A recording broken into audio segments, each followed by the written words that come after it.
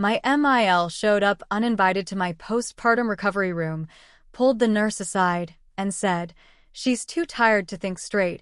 Let me make medical decisions for the baby." When I demanded she leave, she shouted, "I'm the grandmother, not some stranger she met in college." My husband said, "She's just trying to help."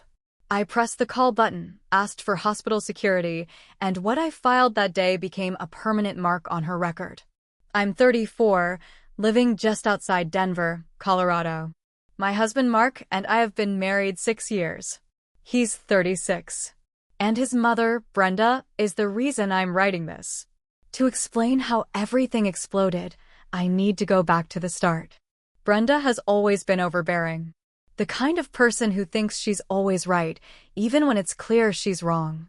She's loud, controlling, always in your business. When I first met her, she smiled to my face, but it was like shaking hands with someone squeezing too hard. She never actually said, "I don't like you," but everything in her tone did. She raised Mark alone after his dad left when he was 6. She never let him forget it. She'd guilt him about everything. Every disagreement ended in, "I sacrificed everything for you," or "I'm all you've got." He felt responsible for her happiness. Still does, if I'm honest. We met in college. He was doing engineering. I was in nursing. Brenda hated that. She'd make little comments. "Nursing is such a tough job for a woman who wants a family." Or, "I guess independent girls are popular now." She thought she was subtle. She wasn't.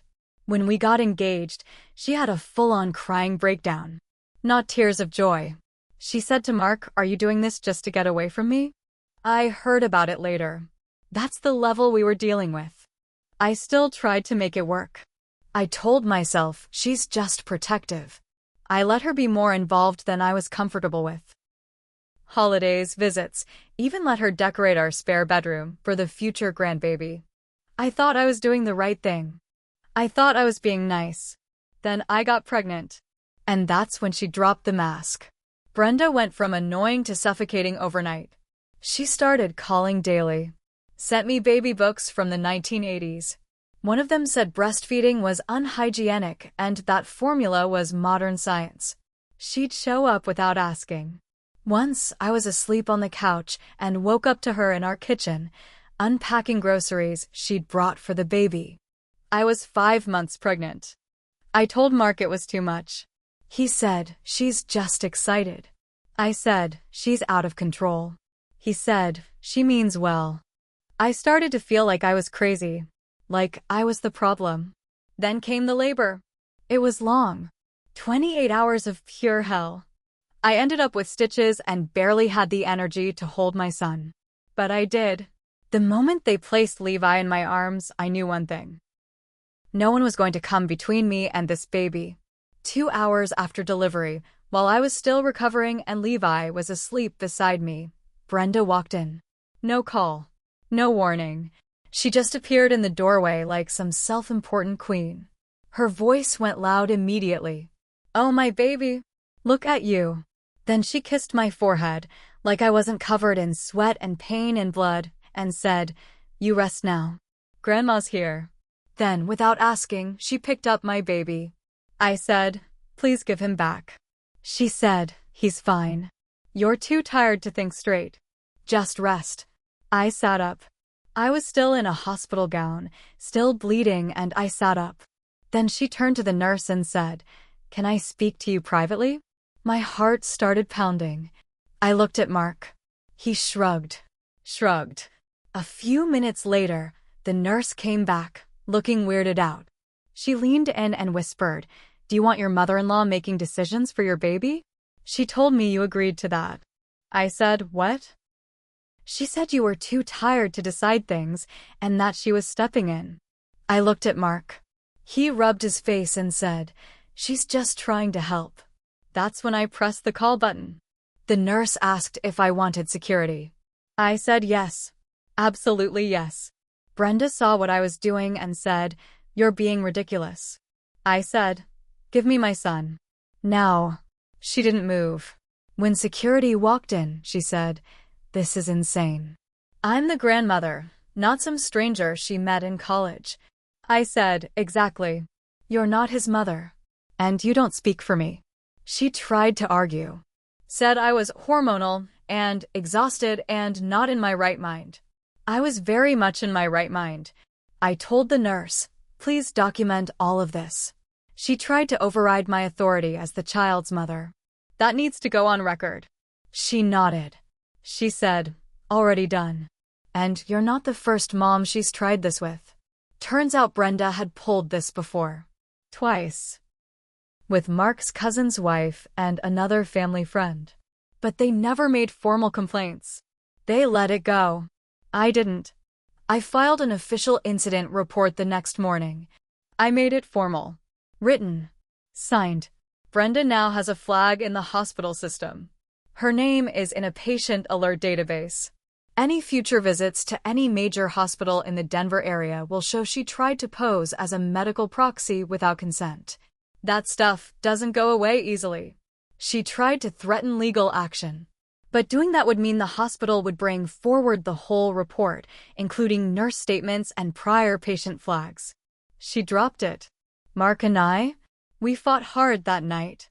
I told him he needed to choose me and Levi, or Brenda's ego. He said, she was just trying to help. I said, then she can help from outside our lives. She hasn't seen Levi since he was 4 days old. And she won't, not until she apologizes and admits she was wrong. She won't. Because in her head, she's never wrong. I'm not playing nice anymore. I'm playing for my son. After I filed the hospital report and had Brenda escorted out, I thought the worst was behind us. I figured she'd go home, stew in her own mess, and eventually either apologize or just fade out. She didn't do either. She doubled down. Brenda started calling Mark nonstop. At first it was guilt. I raised you. I was there when no one else was. Now you treat me like trash. When that didn't work, she switched to anger. She's poisoned you. You're letting that woman ruin our family. I was that woman now. Mark started getting quiet again. Withdrawn. He'd come home from work, eat dinner, stare at the TV. I knew he was torn.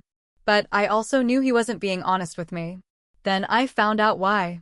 A week after Levi's birth, Mark went to grab coffee with a friend. He came back 3 hours later. No coffee in hand. I asked him, were you with your mom? He paused.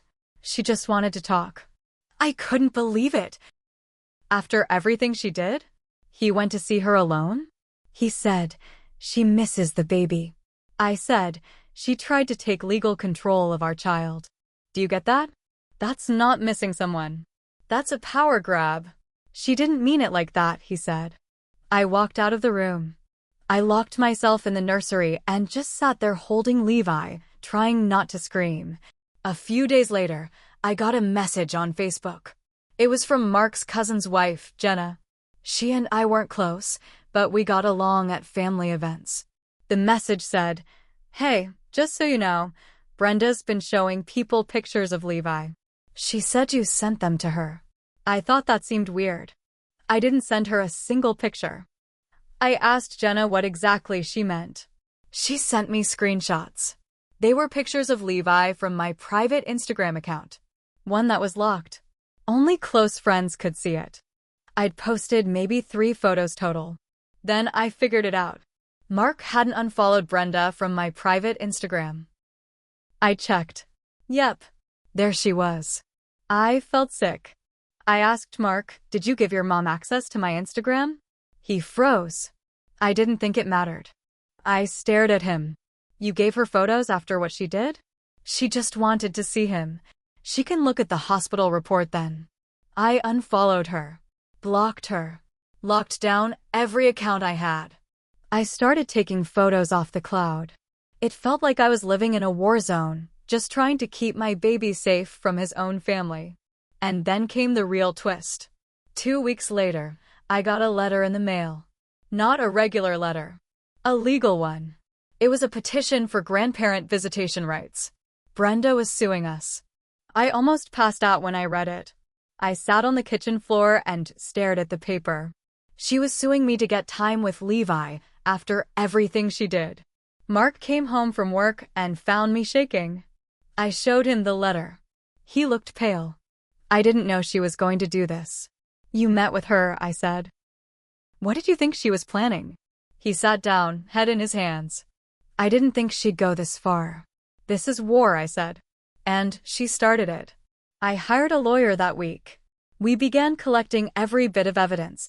The hospital report, messages, photos, even old voicemails where she said things like, "You're not thinking straight," and "Let me make the choices now." My lawyer told me, this isn't uncommon. Grandparents think they have more rights than they do. But we're in Colorado. Unless you're divorced or unfit, she's got a steep hill to climb. Still, it was a legal fight. Money, time, stress. All because she couldn't let go of control. I was already sleep-deprived, healing from birth, and adjusting to life with a newborn. Now I was fighting a court case on top of it. Mark didn't fight me on the lawyer. He even helped organize the paperwork. But I could tell he still wanted peace. I didn't. I wanted distance. Total, legal, permanent distance. She wasn't getting near my son. The court case dragged on for months. Every week, there was a new filing. Brenda claimed I was emotionally unstable, unfit, and isolating her grandson from his family. She said I had control issues and that she was simply acting out of concern. She even submitted a statement from Mark's aunt, someone I thought liked me, backing her up. The statement said, "She seems overwhelmed." Brenda was only trying to help. It felt like my life was under a microscope. I barely recognized myself anymore. I was tired, angry, suspicious of everyone. I started pulling back from friends, even my own mom. I couldn't talk about it without choking up. People didn't understand. Isn't she just being a grandma? They'd ask. No. She was being a tyrant. And now she was dragging us into court. But I kept fighting. My lawyer was solid. The hospital documentation was ironclad. Every time Brenda tried to twist the truth, we had proof. She'd made herself look like the concerned grandmother, but the records showed what she really did. I was winning. Then, one night, I got a call from Jenna again, Mark's cousin's wife. She asked, "Is it true Mark's testifying for Brenda?" I froze. What? I heard from his aunt. She said he agreed to speak in court. Said he doesn't want to, but Brenda said she'll drop the whole thing if he does. I didn't believe it. Couldn't. I waited until Levi was asleep and asked Mark directly, "Are you planning to testify for her?"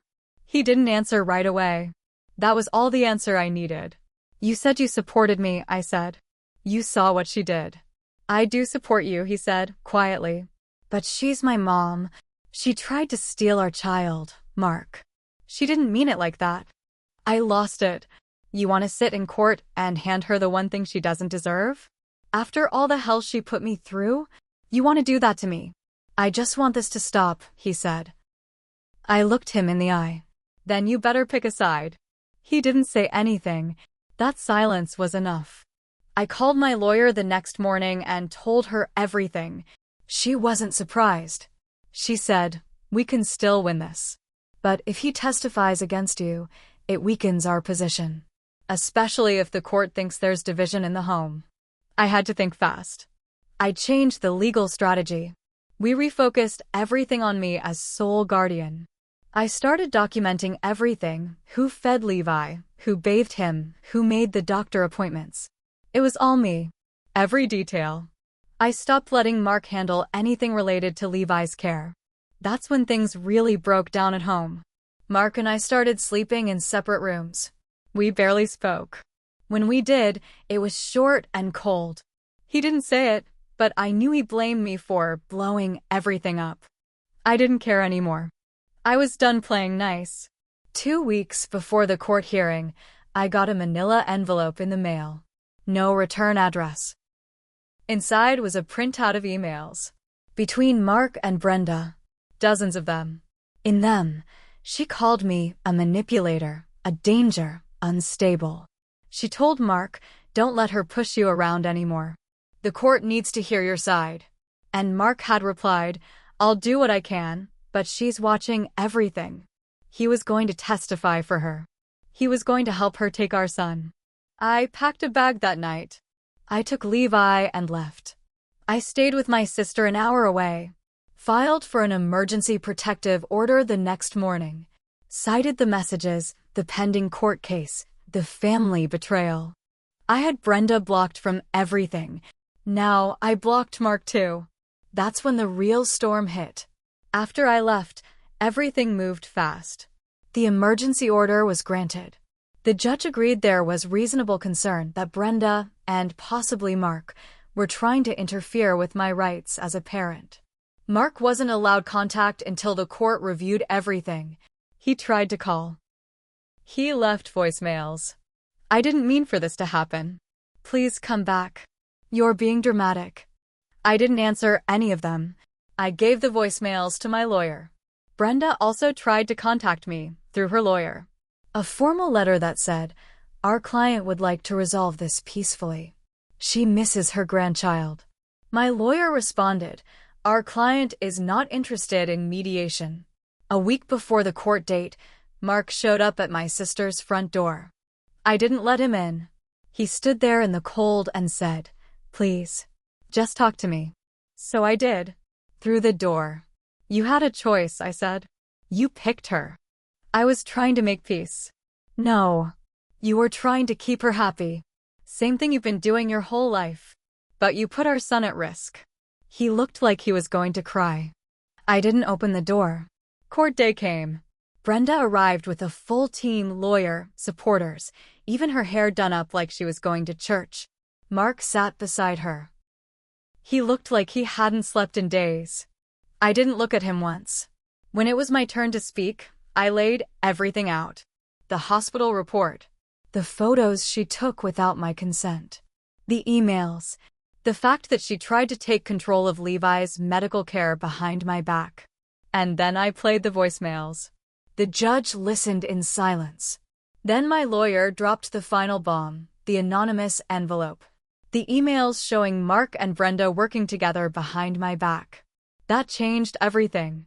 The judge dismissed Brenda's petition for visitation with prejudice. That meant she couldn't refile. She stood up in court and screamed, you can't take my grandbaby away from me. I raised that boy. You're just some woman. Security escorted her out.